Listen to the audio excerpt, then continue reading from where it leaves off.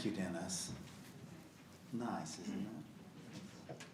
Let's sing together a morning song out of the Till Hymn Book, hymn number 1020, Wo Ya Ya. I invite you to rise in body and our spirit, and don't be afraid of a word that you don't know what it means.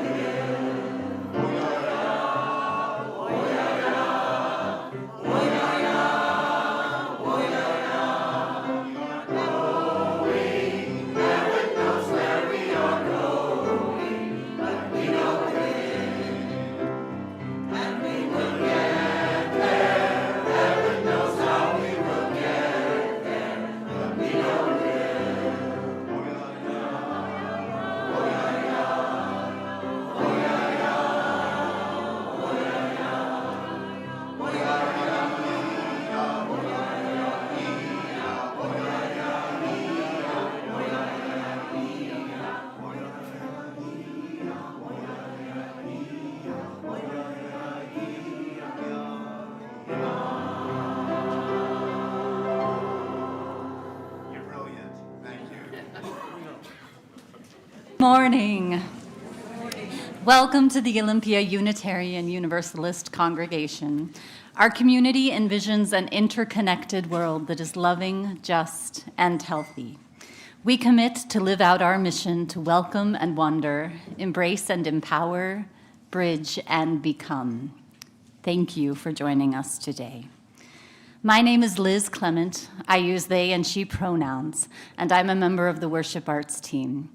I am a middle-aged woman approaching my mid-40s now, with mostly brown hair still and a few very happy silvers starting to come in, and I welcome them. And I'm also wearing, very important, today I am wearing my Free Mom Hugs shirt with a large heart in the colors of the Pride flag, the rainbow-striped colors. And I'm also wearing a beautiful blue and pink and white sticker in the shape and the colors of the beautiful trans flag today. Leading worship with me today is our minister, the Reverend Mary Gear, Troy Fisher, our music director, several beloved members of our OUUC community, and our wonderful OUUC choir. You are welcome here just as you are.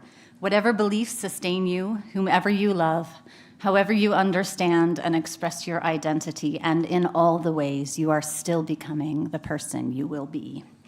A few things to know about our service today.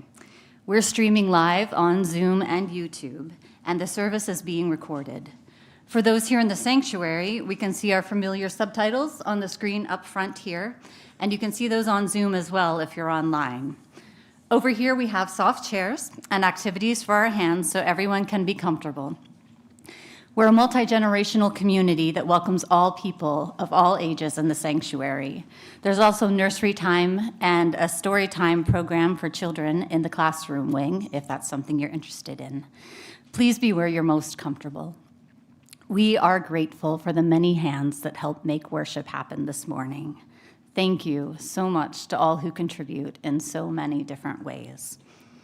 After the service, everyone will have the chance to discuss reflection questions offered by our Reverend Mary. For those online, you can go into a breakout room for a virtual coffee chat. And for those here in person, please feel free to stay for coffee and fellowship in the Commons. At 12:15 today, on this day when we celebrate trans visibility, please join us back here in the sanctuary, or on Zoom, you can join us back here in the main Zoom room for a forum on how to support transgender people and communities. As our stewardship drive comes to a close, we urge you to support our OUUC congregation, this beautiful congregation, for all that it offers to so many people seeking a place to belong. At OUUC, we welcome families and individuals of all ages and backgrounds.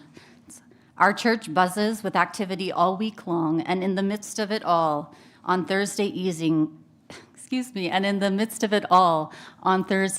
evenings, we take the time to slow down and to find our ease, with the chance each week to share a home-cooked meal and find connection in the busyness of life. At OUUC, there's something for everyone. No matter where you are on your spiritual journey, you do belong here. Our pledges of financial support ensure that OUUC continues to be a place of growth, reflection, and community. All pledges, no matter the amount, are welcome, and they are gratefully received. If you haven't already done so, please make your pledge. Are you new here? And are you interested in membership at OUUC? You can join Reverend Sarah this afternoon after a break after the service at 2 p.m. in the new UU class. It'll be on the topic of spiritual and faith development this week. There are many, many things happening here at OUUC, as there always are. Check out the Tuesday electronic update or the website for the most up-to-date information. Now, let us open our hearts and our minds as we prepare for worship. Welcome, everyone. It is good to be together.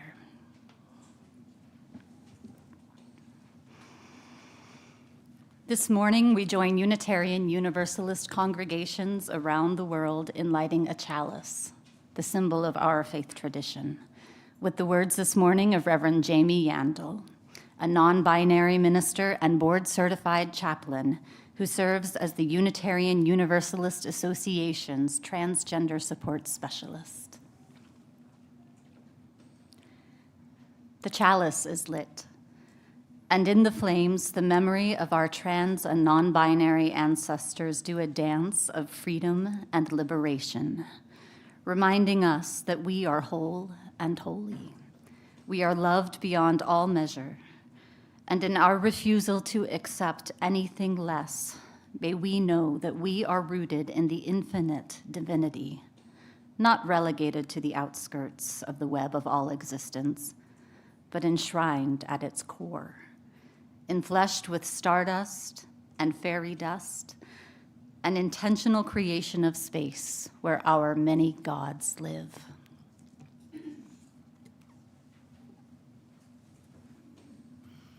Good morning. I'm Reverend Mary, and I use she, her pronouns. I am a white woman in my early 60s with brown and silver hair, more silver all the time.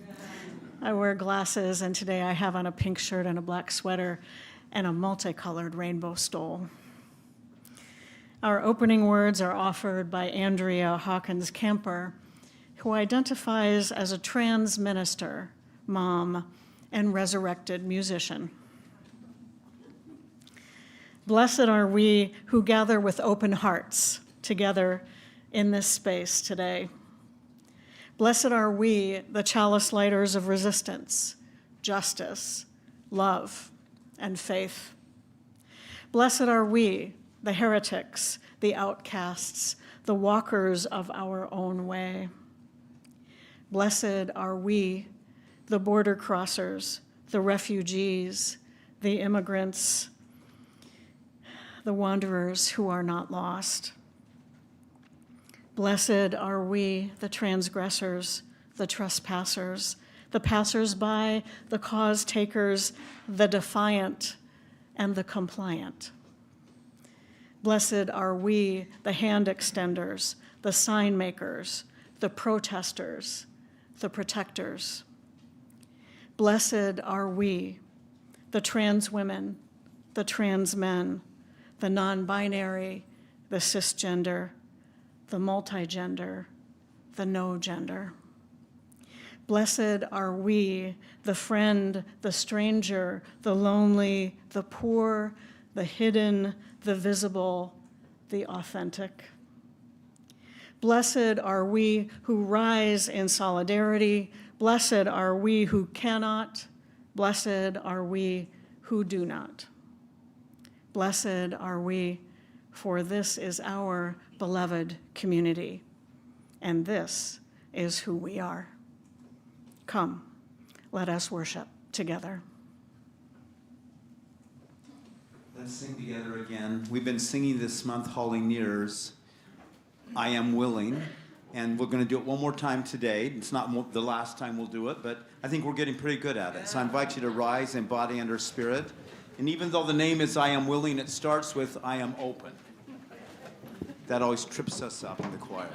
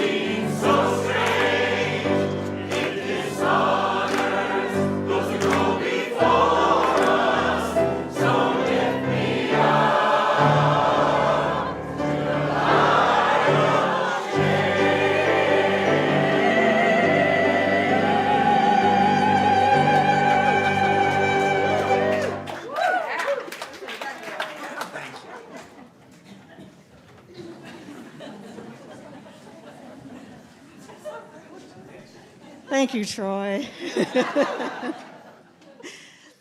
The story I have for you today is about the creation of an international holiday. Tomorrow, March 31st, is International Transgender Day of Visibility.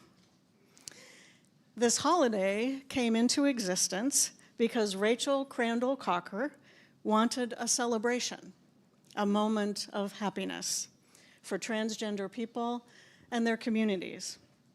In 2009, she was a licensed psychotherapist and the executive director of Transgender Michigan. Crandall Crocker made a Facebook post declaring March 31st as a day of joy, and celebration.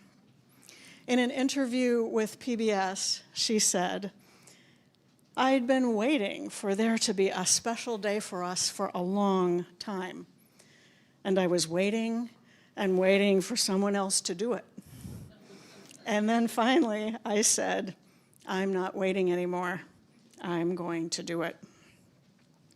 At that time, there was only one holiday lifting up transgender people, and it was a day of mourning, Transgender Day of Remembrance in November.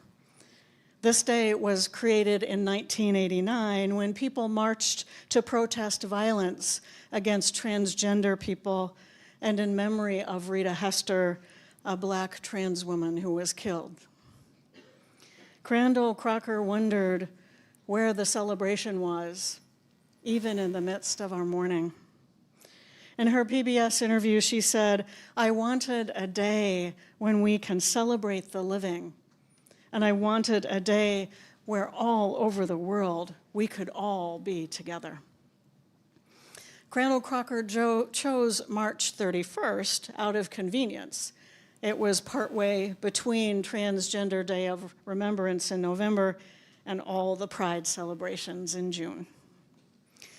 Now, millions of people across the globe celebrate Trans Day of Visibility. It's recognized by every major LGBTQI+ rights organization with community gatherings and celebrations. And there will be a celebration in Olympia this afternoon at 2 o'clock on the Capitol steps. You're invited to join. In an interview with NPR last year on the 15th anniversary of Trans Day of Visibility, Crandall Crocker, who has Tourette's syndrome, said that organizing International Transgender Day of Visibility taught her an important lesson. She said, quote, "You do not have to be perfect to change the world. Come and change it along with me." This ends our story.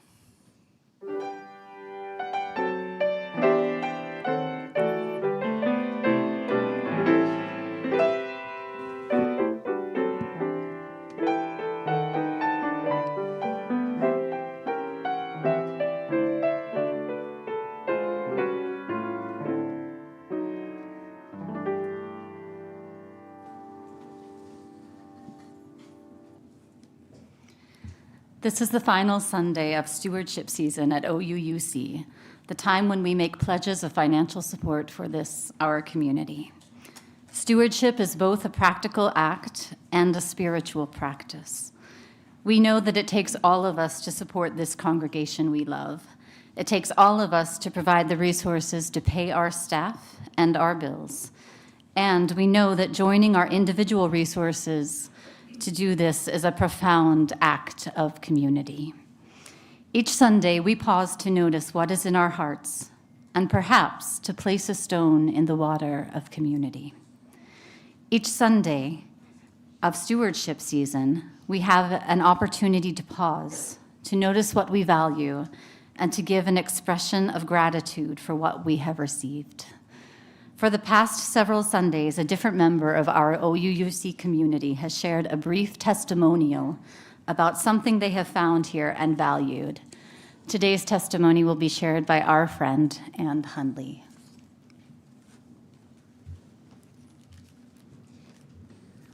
Good morning. My name is Ann Hundley. My pronouns are she and her. I first came to OUUC on a Saturday for a warm windows workshop, and I still appreciate the insulation of those window inserts. Then the next summer, I first came to my first Sunday service because I was seeking comfort from some emotional growing pains. Someone in my life had expressed disappointment in my life path, and it hurt. So I came to a Sunday OUUC, and I cried during the beautiful music. I received lots of helpful kindness. And then I joined the next spring in 2012, around the time of the Occupy movement. I had just finished my master's in teaching at Evergreen State College, and I saw OUUC as a place to work on Paulo Freire's example of embodying beautiful, big ideas. So besides my appetite for learning and social justice, I was also looking for a spiritual community. So that's why I came. And then why do I stay? I love picturing a world where everyone has opportunities to share their talents. This congregation has helped me integrate ideals with actions. Supported by the leadership of the OUUC ministers, I have found ways to commit to my anti-racist journey. And in justice work here, I see many different examples of ongoing tending and commitment.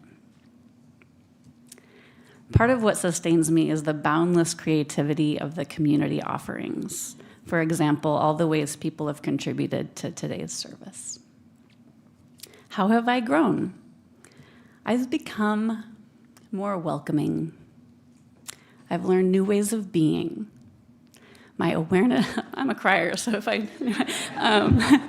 my awareness has expanded along with tools for processing this awareness. Why do I participate in the pledge drive? This community cares. I'm encouraged by your commitment to honor the love of the, I'll just go through here, honor the love of the past, present, and future. I've received many helpful gifts here. I appreciate opportunities to share what I can. Thank you.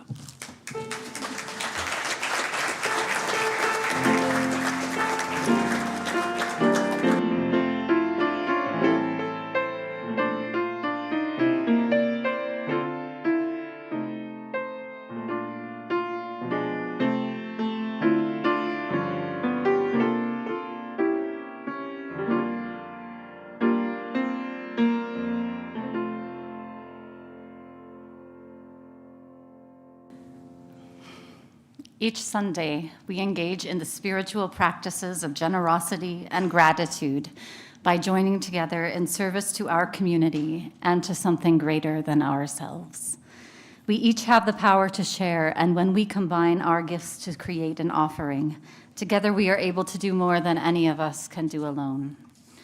We also express our gratitude for the gifts that life has given us, for the network of relationships in which we live, and for the presence of this beautiful community.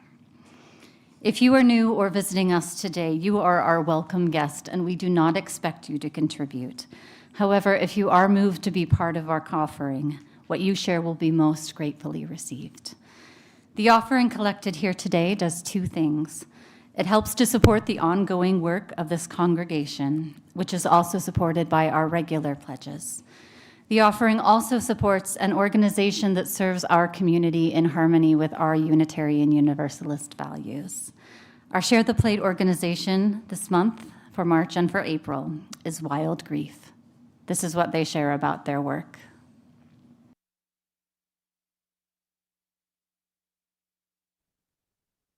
Hello, Olympia UU congregation. My name is Monica Annie. I use she and her pronouns, and I'm the program director at Wild Grief. We are a small local nonprofit. We've been around for about 10 years, and we offer free peer support groups for people of all ages who are grieving a death. And we do all of our programs in nature through hiking and camping and backpacking. We really believe that it's really important to normalize grief, and that being together outside with other people who have a shared experience is really healing. We serve over 350 people per year, all the way from babies to elders, through all these different programs, including programming in Spanish. All of our programs are totally free, and we provide all the gear for the overnight programs and help with transportation and just try to make them really accessible. Here's just some reasons why you might want to support us. People love our programs and come away from them usually saying that they feel a sense of relief and just connection and community. And also here in Thurston County, there actually isn't any other free grief peer support available right now, especially for children, teens, and young adults. So this is really crucial right now, the work that we're doing here.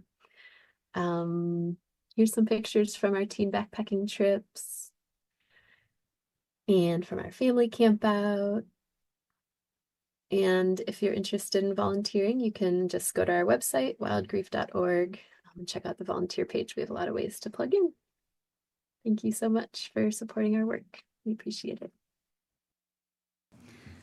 Wild Grief does really important work. May the offering now be generously given, as it is most gratefully received.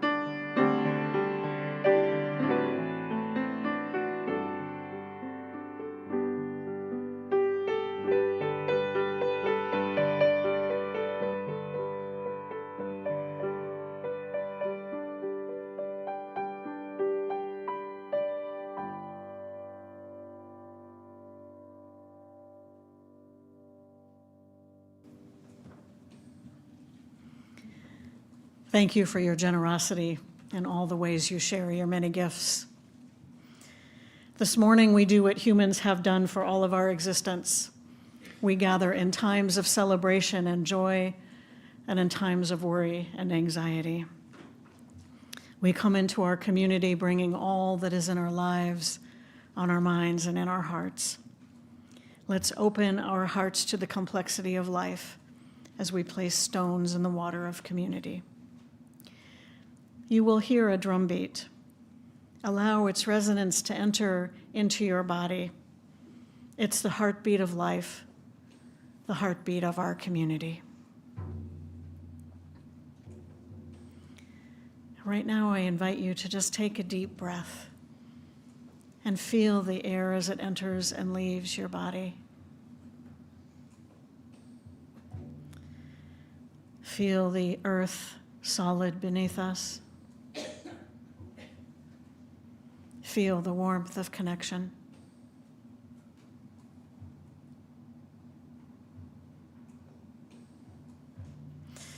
We extend our hearts to Barbara Okeson, who shared that her brother William died just this morning. He was cared for by hospice and with his family. Barb, we send our love and care to you and your family as you mourn.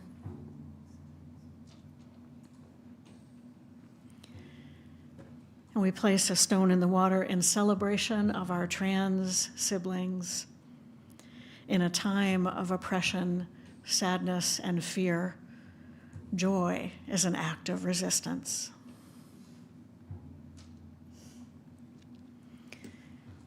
Now let's open our circle wide. For those on Zoom, I invite you to share from your heart by entering in the chat. Those in the sanctuary will be able to see your sharing on the screen, and it's shared with me and the pastoral care team. For those on site today, I invite you to come forward if there's something you'd like to bring into this community.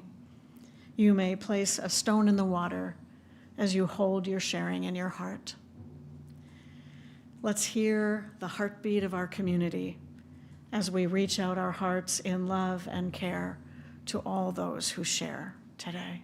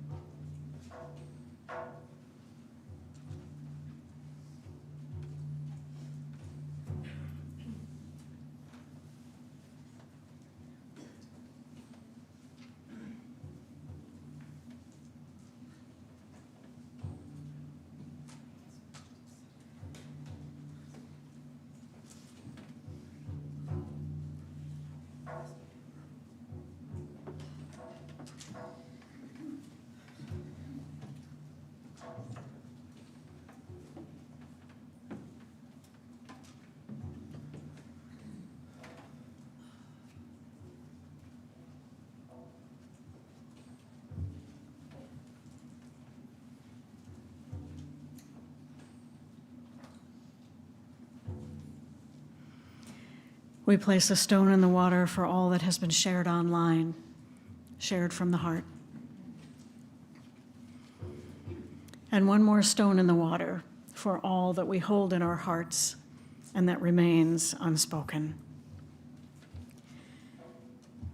We hold together all that has been shared.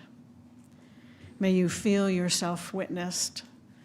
May you know yourself beloved.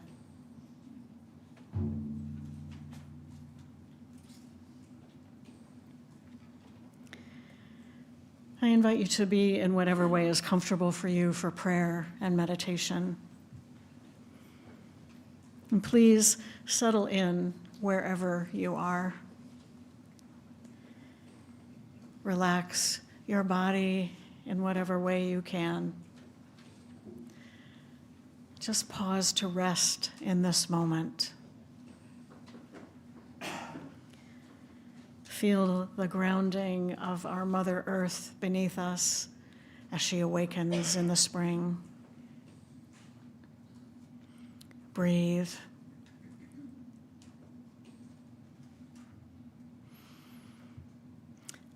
I invite you to find your heartbeat You might put a hand on your chest or feel your pulse in your throat or on your wrist. Or you might just pause and listen closely. Listen to your heartbeat.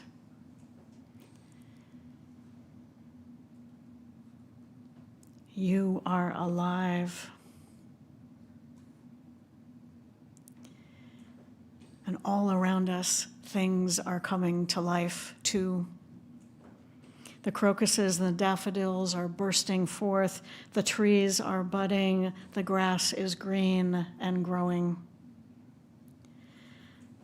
The energy of life and living is pulsing in them, and it's pulsing in us too.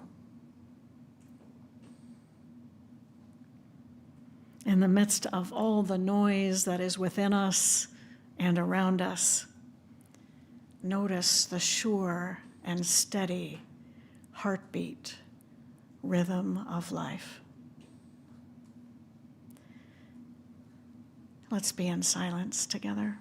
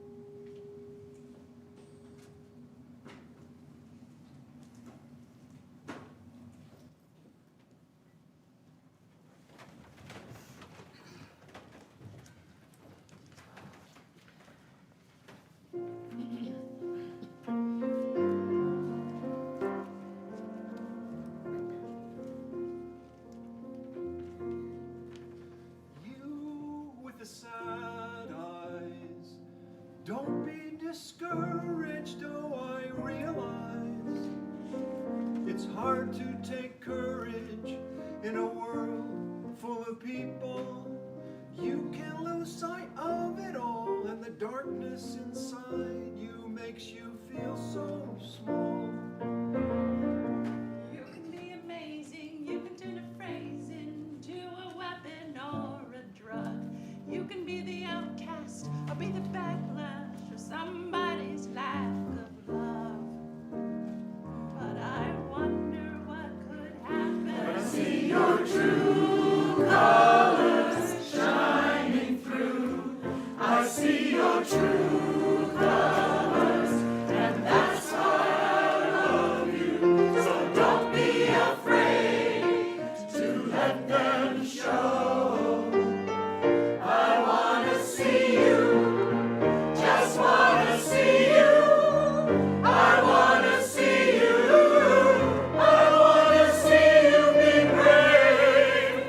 Show me your smile. Everybody's been there, everybody's been there. Don't be a coward, can't remember when. All the fear and done some disappearing. I saw you bow down to the mighty. This world makes you crazy, and you take it all you can bear. Just call me up. Maybe there's a way out of this cage where you live. Call me up. One of these days you can let the light in. Call me up, come on. I'll be your bravest. Say what you wanna say, and let the words fall out. Honestly, I wanna see you be brave. What you wanna say, and let the words fall out. Honestly, I wanna see you be brave. Don't be afraid to let them show your true colors.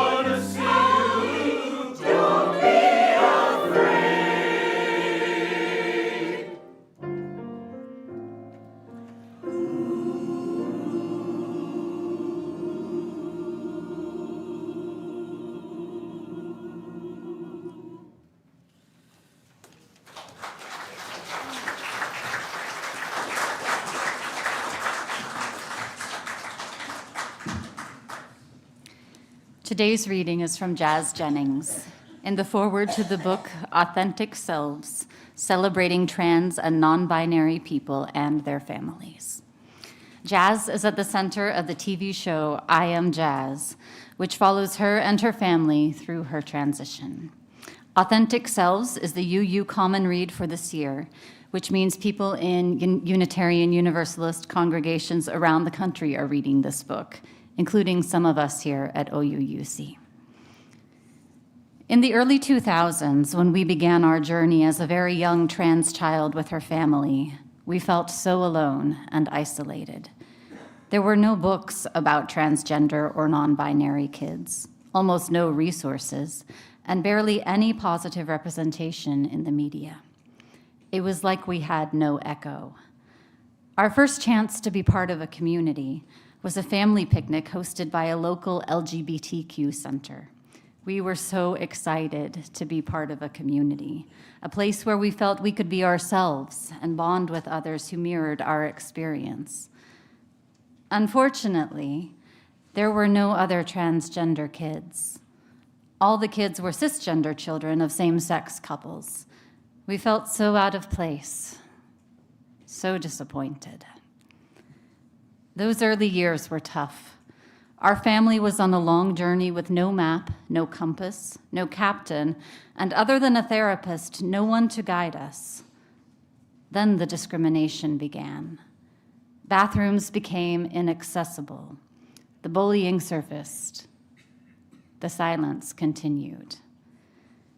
After a year of contemplating, we finally decided to move forward with appearing on 2020. That's the TV show. Our entire family participated because we wanted to show the importance of love and support for a transgender child. The world needed to know that transgender children like me, Jazz, exist and are special and beautiful. Most importantly, we wanted other families to know that they were not alone. From that moment forward, a tidal wave of families with young transgender children came forward. We learned about the immense power of visibility.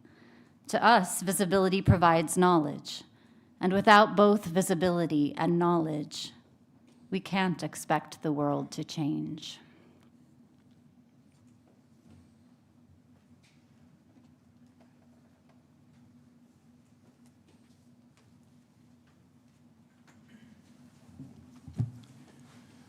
Good morning. My name is Harthorne Campbell.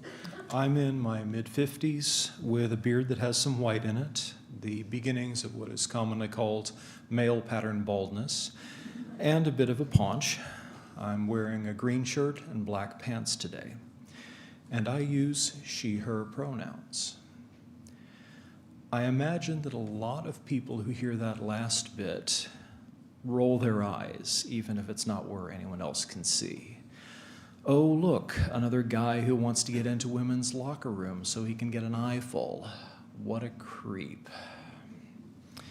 That's certainly the narrative that Fox News, among others, is promoting, and it's wrong. For one thing, this is 2025, and the internet exists. If I wanted to get an eyeful, there are easier and safer ways to do it. For another, and possibly more important reason, I do not think of myself as a woman, even though I use pronouns that are traditionally feminine. For me, those pronouns, she, her, are associated with nurturing and caring, with preservation and maintenance. I see my place in the world like that of someone who tends to a garden, which is ironic considering how I feel about actual gardening, rather than like someone who planted or will harvest it. My relationship with gender is somewhat more complicated. I remember telling a friend a few years ago that the best description I could find for myself was gender indifferent. I spent the majority of my life believing I was cis male, and I still present that way, mostly because of inertia. I consider myself fortunate in that I don't suffer from gender dysphoria. I don't correct people at work when they make the assumption that I'm male, because it's rarely worth the time and effort. And I use the restroom with a urinal in it because I know how most people who can't use urinals feel about someone who looks like me invading their space. I was born in 1971, the child of 2 white college graduates, and I grew up, for certain values of grew up, in a privilege bubble.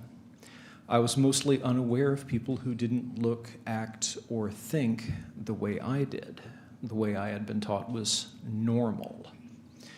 The number of non-white students in my high school during my senior year was in the single digits, and that's out of a student body of roughly 2,500.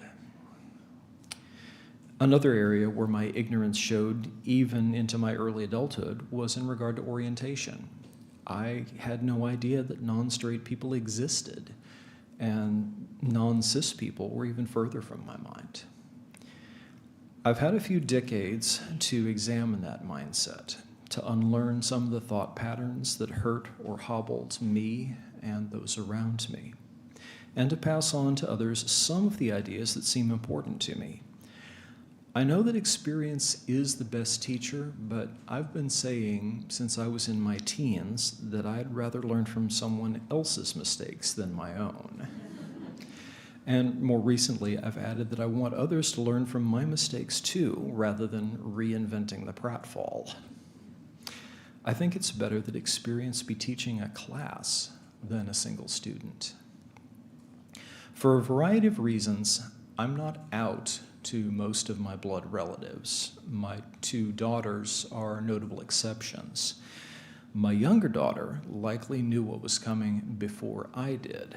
I discussed my coming out with her over dinner, and she was prepared with the pun that I had become invisible. I was now a trans parent.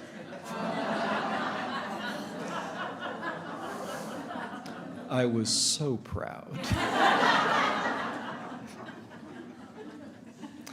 I am still dad to my children and plan to be grandfather to the next generation. Part of the reason for that choice is continuity. The other part is that I would feel like a usurper if I were to take the role of mom, which will forever belong to my late partner, Naomi, the treasure of my heart. Naomi was assigned female at birth, but began to question that identity at about the same time that I began using she/her pronouns, eventually claiming the label of gender fluid. Naomi used she/her on some days, he/him on others, but consistently rejected they/them, saying only that the reason behind that decision was difficult to put into words.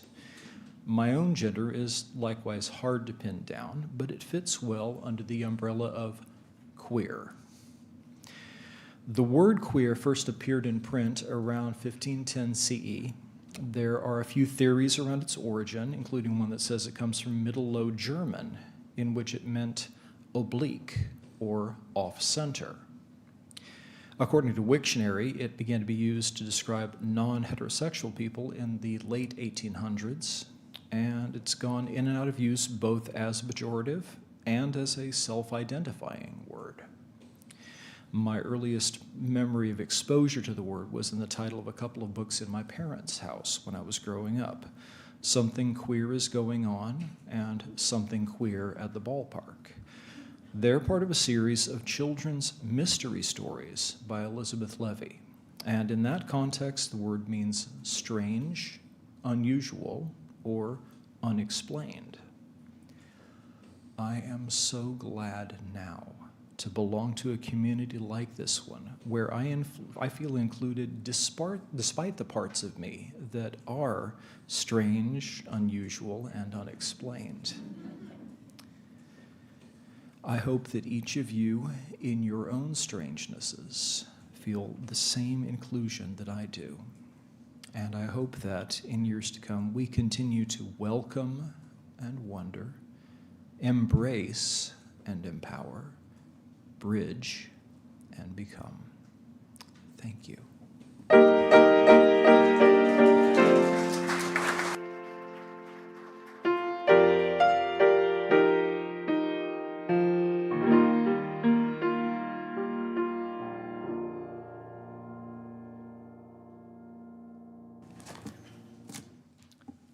morning.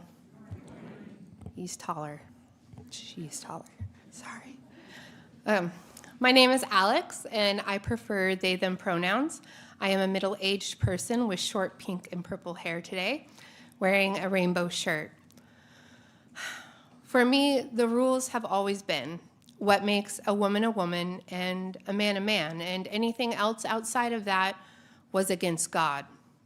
For women, we were expected to speak sweetly, act shy and demure, dress modestly, and be trusting, code word for unquestioning obedience. We were expected to live a life of service to our families. Our husbands and our children were to be our first priorities. Remember, kids, the acronym of JOY. Jesus first, others second, ourselves last. And this is how we find the joy of the Lord. Ourselves last. I tried really hard to follow these rules that would make me holy in the eyes of the Lord, but it seemed that others suspected something in me that I was ignorant of, receiving punishments for a concept that was beyond my understanding. My first meeting with the pastors for not following these rules was when I was 14. I was not dressing appropriately and was confusing the children. I didn't understand how because I dressed quite modestly. I didn't wear shorts, and skirts were always ankle length, so how was I dressed inappropriately? Confused, I was ordered to dress more feminine if I wanted to continue to work with the children. Unsure at this point what they specifically meant, I went out and bought a dark maroon shirt with a small bow on the neckline. I didn't want to go to hell because of my clothes. As I got older, the expectations got harder and harder to follow. Husband trainings started as young as 12. The topics ranged from what do we want in a husband to how to be a godly Proverbs 31 wife. We learned to be submissive to our husbands and how to raise our many, many children in the ways of the Lord. We were always reminded to be joyful in the Lord, as misery or complaining was labeled as arrogance, a type of questioning against the Lord's will, and questioning was never allowed. Despite all of this prep work, I still rejected my first church-assigned husband at 17 due to his cruelty. It took me a year and a half to escape him, and even longer to escape the mindset of fear that he and the church had purposefully cultivated. By the time I was 19, I had fully drunk the Kool-Aid. I was living a fear-based life. Women were considered incomplete people without a savior, a husband, or children, constantly being driven towards marriage and motherhood, and single or childless women were regarded as not fulfilling the Lord's purpose. I worked hard to police my tone, being sure to speak higher and softer, not make eye contact, being timid in sharing my opinion, never speaking in groups, wearing my hair in a style that I hated. I just cut my hair, my bangs are a little short. Okay. I dressed in clothes that were pink and had floral designs and wore uncomfortable shoes. I did not want to go to hell because of my clothes. What I find interesting is that after the last time I spoke here, a lot of you told me that you do not remember me before the pandemic.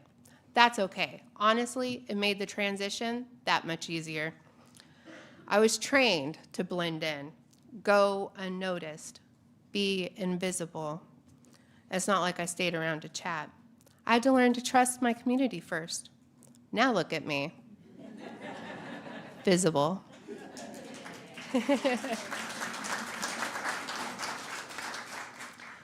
When I first found OUUC, it was the first place I started coming alone, a place just for me outside my home and my perceived roles within this community and the system, a space where for an hour a week we spend with ourselves together, holding space for each other regardless of what is happening in the bigger world.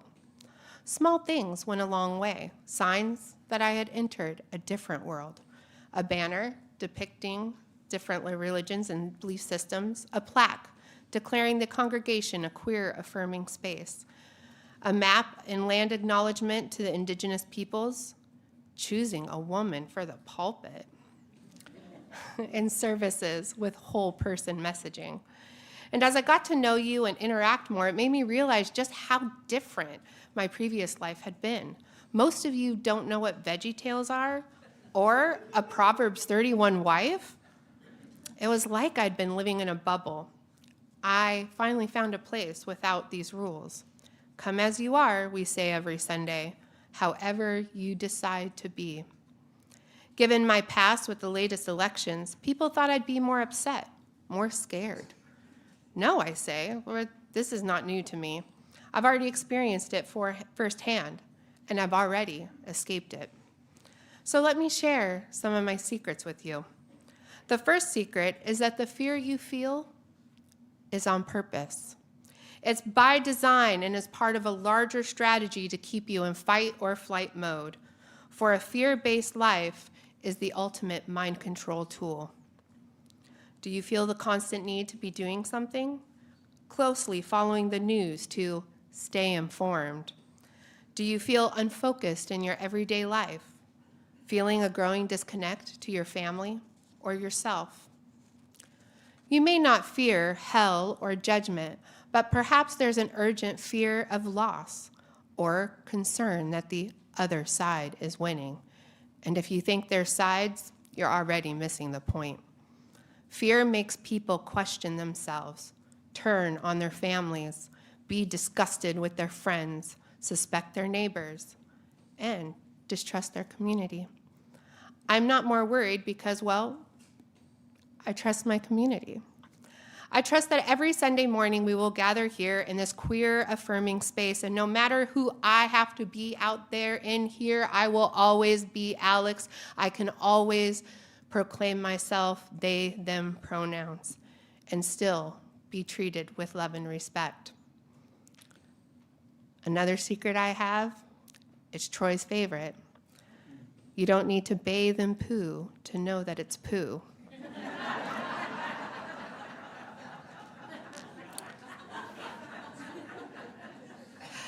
We shouldn't be sacrificing our mental health in order to declare ourselves informed. Consider limiting some of your news intake or taking a break and doing something positive. Focus more on building what you love, not fighting what you hate. My last secret, as UU members, we are guaranteed this sanctuary, a place to continue our spiritual practices. It is defended by the same right to religion and separation of church and state, an undermentioned and underutilized tool of this congregation, that we have more personal influence together than what most of you realize. Practical as always, Alex, Mother Mary says every time I bring that part up. So I hope that we together continue to support this sanctuary for all as we move forward into April to build more joy in our lives, rooted in love. Thank you.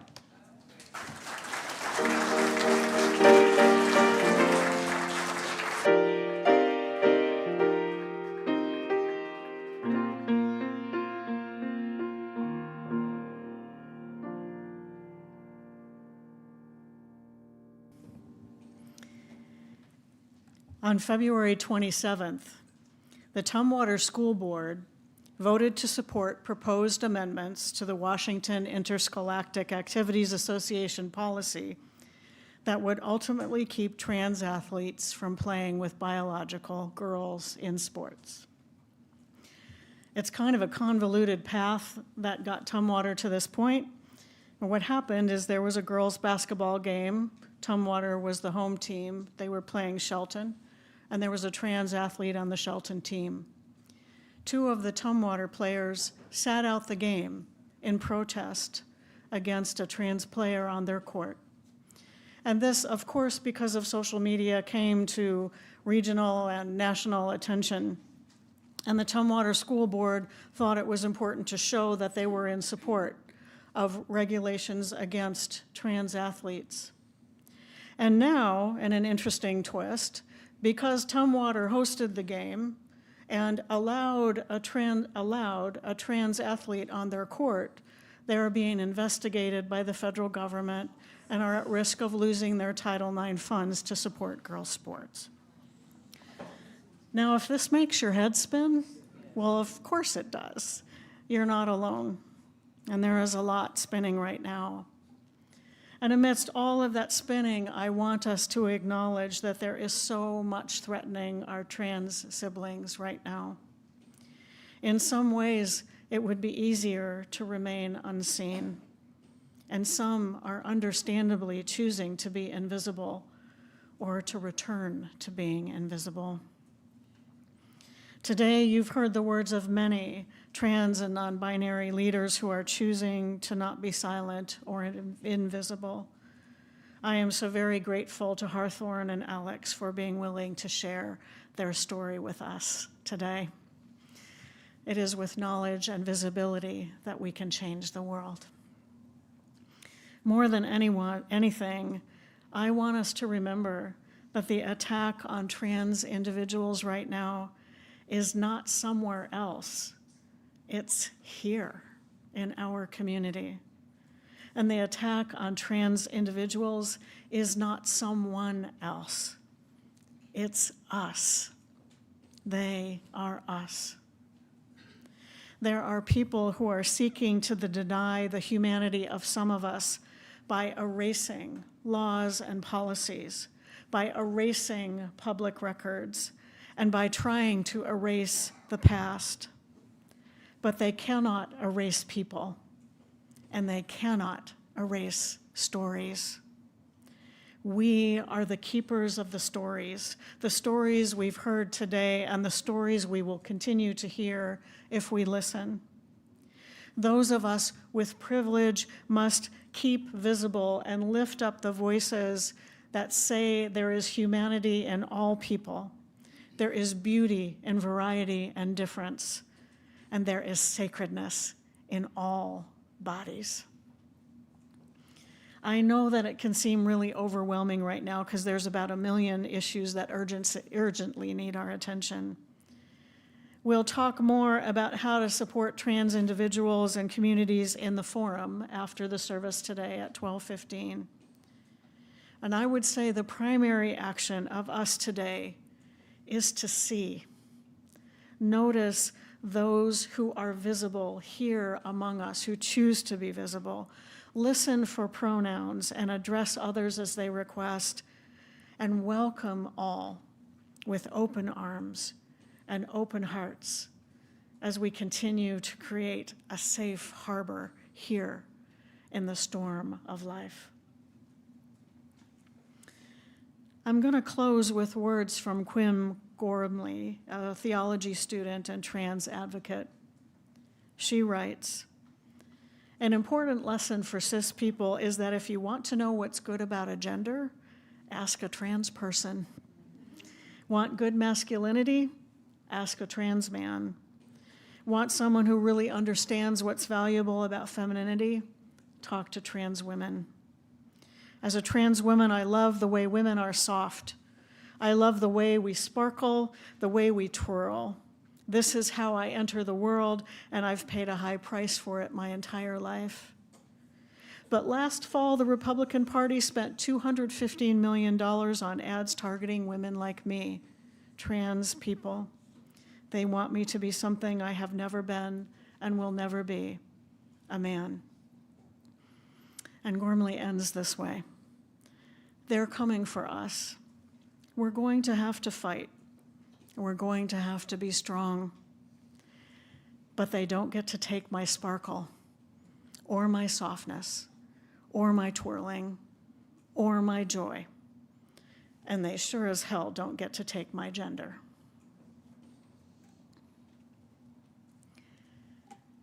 In a moment, we're going to sing together. If you are someone who identifies as transgender, non-binary, or queer, this song is for you. I hope you will take it in with our love.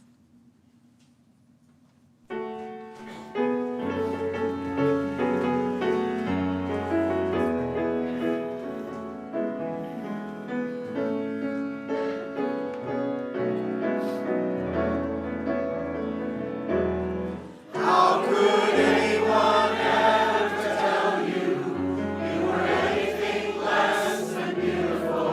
How could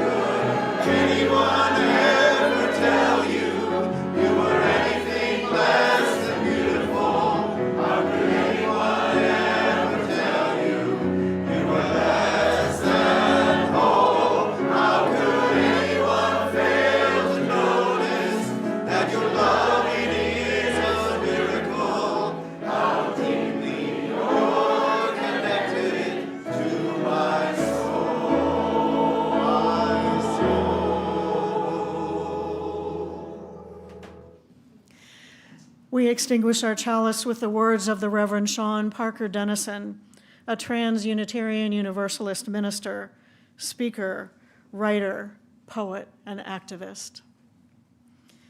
In these times when so much seems difficult, help us remember that we are not alone. We have each other. Help keep our connections strong and remind us that kindness, generosity, and trust are antidotes to fear. Help us remember that our hope and our power grow when we are faithful to our deepest commitments and to each other. May we rise up to do the work of love again and again and again. May you go with joy, go with commitment, go with love.